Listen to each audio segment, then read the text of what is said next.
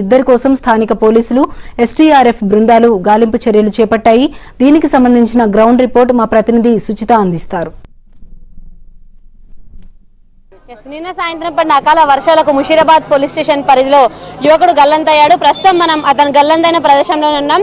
అతను కూడా వాళ్ళ ఫ్రెండ్ కి తన బైక్ ఇవ్వాలంటూ అయితే వచ్చి ఇక్కడ గల్లంతైనట్టుగా తెలుస్తుంది. ప్రస్తుతం ఆయన ఇక్కడే గల్లంతారు. ప్రస్తుతం ఆయన కోసం ఇక్కడ ఏదైతే గోడ గూలి ఆయన నాలలో పడి అయితే మూసి నాలలో పడి అయితే కొట్టుకుపోయినట్టుగా తెలుస్తుంది.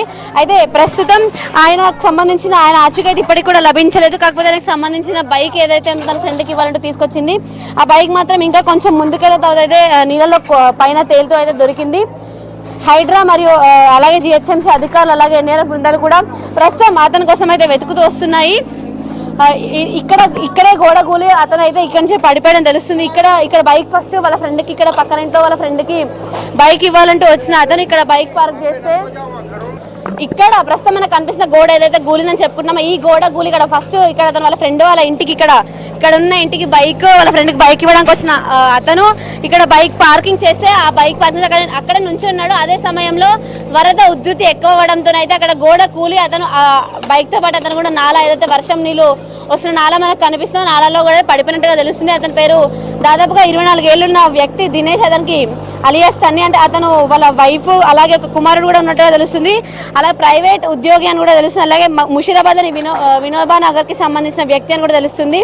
అయితే ఇప్పటికే దాదాపుగా ఈ ఫ్లోయింగ్ డౌన్ ఉన్న నాళాలన్నీ కూడా ప్రస్తుతం హైడ్రా అలాగే ఎన్డీఆర్ఎఫ్ బృందాలు జిహెచ్ఎంసీ బృందాలు కూడా డెడ్ బాడీ కోసం వెతుకుతూ వస్తున్నాయి. అయితే నిన్న పడిన వర్షాలకే ఇంత దారుణం జరిగిందని చెప్పుకోవచ్చు. ఇంకా కూడా గాలింపు చర్యలు కొనసాగుతూ వస్తున్నాయి.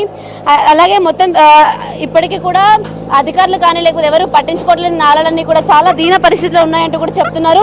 ఈ చుట్టుపక్కల ఏరియాలో కూడా ఇప్పటికీ ఇదే ప్లేస్ లో ఇద్దరు కూడా చనిపోయి మృతి చెందారంటూ కూడా ఇక్కడ ఉన్న లోకల్ వాళ్ళు కూడా ఆవేదన వ్యక్తం చేస్తూ వస్తున్నారు. మొత్తానికైతే ఇక్కడ చుట్టుపక్కల ఉన్న ఏరియాస్ లో కూడా ఈ ఇళ్లను కూడా దాదాపుగా భుజాల లోతు వరకు నీళ్లు కూడా వచ్చిన పరిస్థితులు నిన్న చూసామంటూ కూడా ఇక్కడ స్థానికులు చెప్తున్నారు. మరి ప్రస్తుతం అయితే ఇక్కడ అన్ని కూడా చర్యలు అనేవి కొనసాగిస్తారు జిహెచ్ఎంసీ మరియు జిహెచ్ఎంసీ అధికారులు అలాగే అందరూ కూడా చర్యలు కొనసాగిస్తూ వస్తున్నారు. ప్రస్తుతం మనం ఇక్కడ స్థానికులు ఉన్నారు, వాళ్ళతో మాట్లాడదాం. ముందైతే అసలు దాదాపుగా భుజాల వరకు నీళ్ళంటే ఆల్మోస్ట్ చిన్నపిల్లలందరూ కూడా మునిగిపోయిన పరిస్థితి కనిపిస్తూ వస్తుంది.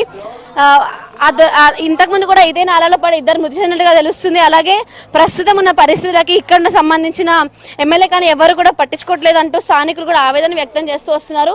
ఈ ఏరియాలో నిన్న సాయంత్రం పడిన వర్షం దాదాపుగా భుజాల వరకు నీళ్ళు వచ్చే చిన్న పిల్లలు కానీ ఉన్న వాళ్ళు కూడా డాబాల టెర్రస్ మీదకి వెళ్ళి వెయిట్ చేసామంటూ కూడా స్థానికులు చెప్తూ వస్తున్నారు. ప్రస్తుతం ఇక్కడ స్థానికులు ఉన్నారు, వాళ్ళతో మాట్లాడదాం. అమ్మ, నిన్న పడిన వర్షానికి ఎలా ఉంది వరద ఉధృతి మీకు? ఇక్కడ చాలా పడింది వర్షం, మొత్తం కొట్టుకొని పోయింది అమ్మ. మీద ఇల్లది కూడా మీద పడిపోయింది, అన్ని బయట తిండి ఉండి మొత్తం పోయినాయి అమ్మ. ఏం లేకుండా అయింది. ఇప్పుడు మాకు తినదాన్ని కూడా లేదు. అంటే ఏమంటారు భుజాల వరకు నీళ్ళు వచ్చాయని చెప్తున్నారు. మస్తు వచ్చినాయి భుజాలతో చెప్తున్నాను కదా. ఈడు దాకుండా అదంతా పచ్చికైపోయినాయి, లోపలంతా పచ్చికైపోయింది. ఇళ్ళనే కాదు చుట్టుపక్కల అన్నిలలో కూడా ఇదే పరిస్థితి నెలకొంది.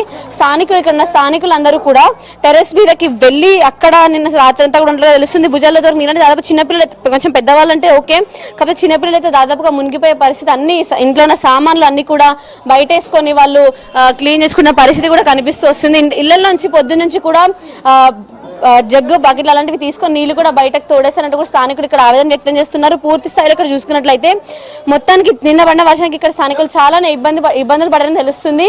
దాదాపుగా అందరూ కూడా ఈ ఏరియాలో అందరూ కూడా ఇక్కడ పక్కన నాలా పొంగి అయితే ఇంతవరకు ఇబ్బందులు వచ్చాయని తెలుస్తుంది. ఏదైతే ఇప్పుడు ప్రస్తుతం గల్లంత అనే వ్యక్తి దినేష్ ఉన్నాడు, ఆ వ్యక్తికి సంబంధించిన బైక్ కూడా పక్కన ఏరియా దాటి ముందుకెళ్ళిన ఏరియాలో నెక్స్ట్ ఏరియాలో అయితే ఆ అబ్బాయికి సంబంధించిన బైక్ కూడా దొరికింది. అయితే ఆ అబ్బాయికి ఆల్రెడీ వాళ్ళకి సంబంధించిన వ్యక్తులు కూడా అలాగే స్నేహితులు వాళ్ళందరూ కూడా వచ్చి మాట్లాడడం జరిగింది. అధికారులకు కానీ లేకపోతే సంబంధించిన వాళ్ళు ఎవరైనా అలాగే ఎమ్మెల్యే కానీ ఎవరు కూడా పట్టించుకోవట్లంటూ కూడా స్థానికులు ఆవేదన వ్యక్తం చేస్తున్నారు. ఇంట్లో కూడా దాదాపుగా చాలా వరకు నీళ్లు కూడా కనిపిస్తూ వస్తున్నాయి.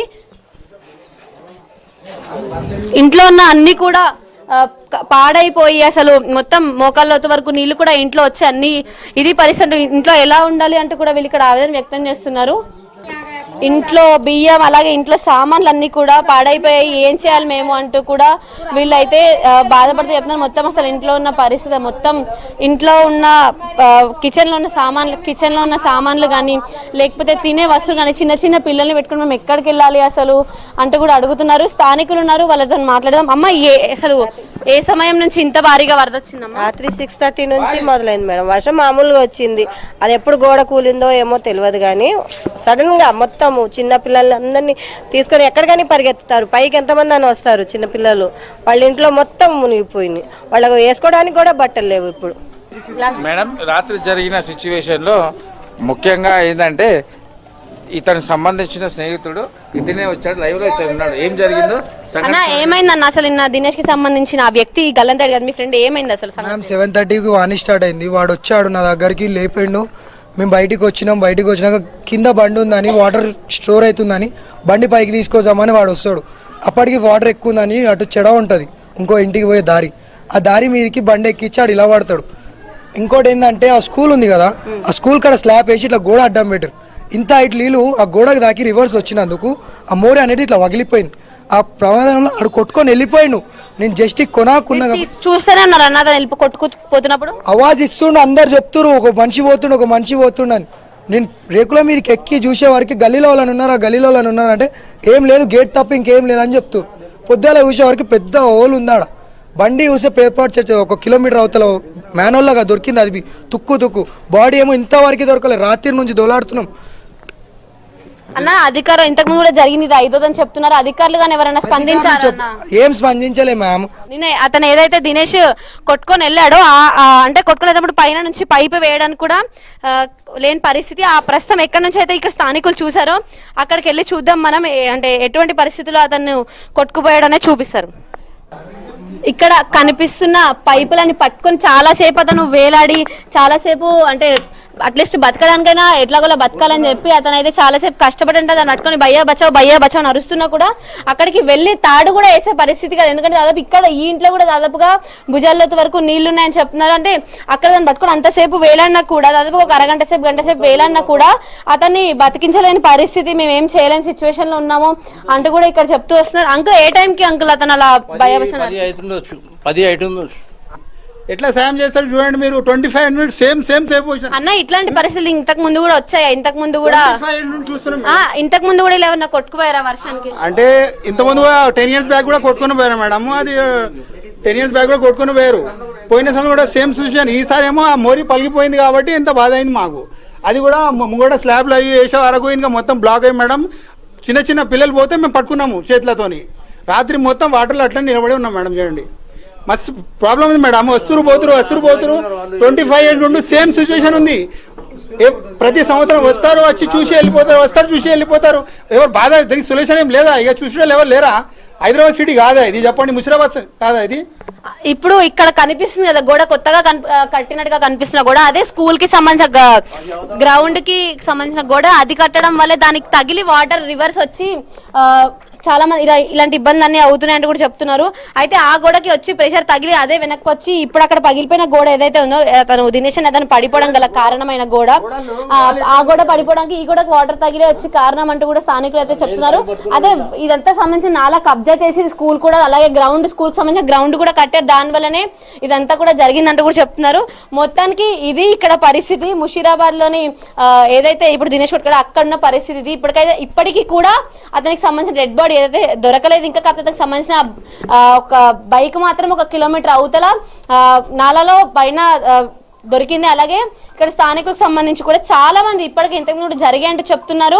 మొత్తానికి ఇక్కడ మాత్రం తప్పకుండా అధికారులు కానీ లేకపోతే స్థానిక ఎమ్మెల్యేలు కానీ స్పందించాల్సిందే. రాత్రి నుంచి కూడా వీళ్ళందరూ చిన్న పిల్లల్ని వేసుకొని తిండి తిప్పలు లేకుండా చాలా ఇబ్బందులు పడుతున్నామంటూ కూడా వాపోతున్నారు. Cameraman Wilson Suchitha, Musheerabad, Hyderabad.